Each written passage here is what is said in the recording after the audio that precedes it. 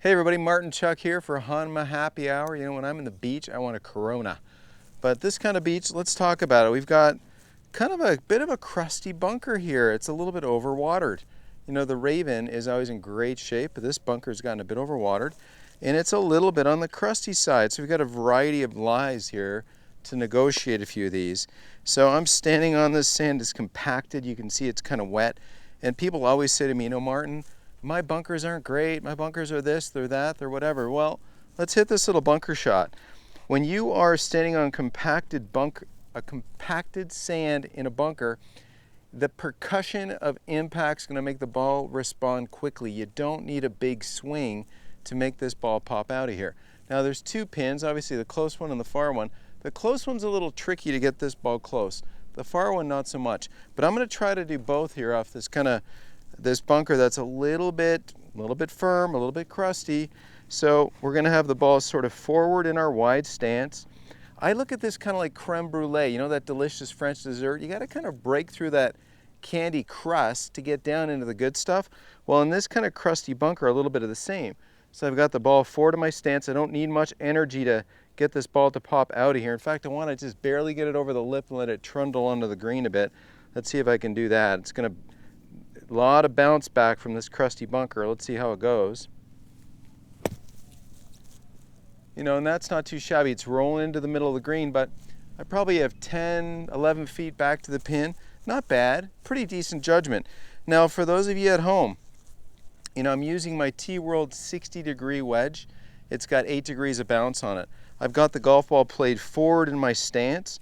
I've got the handle fractionally back, which is adding some bounce and adding some loft. So let's go to that second pin. If I can get this golf ball to maybe land where the first golf ball is, it should trundle out there quite nicely. So ball's forward in my wide stance, handles back a bit. I know that the sand's fast, so I don't have to hit the sand that hard. Let's see how I do here. Get it to go, miss that ball. Okay. So 2 functional shots. You know, honestly, I'm not sure I'd get either one of those up and down because I've got some meaningful putts I have to hole. But the technique is there. You know, when you're hitting these shots, Honma Happy Hour viewers, and you've got kind of a crusty bunker.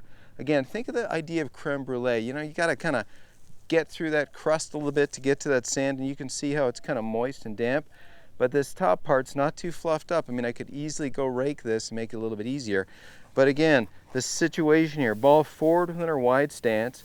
We want to feel like we can hit the sand, you know, 2 inches, maximum 3 inches behind the golf ball. I'm not trying to cut across this golf ball.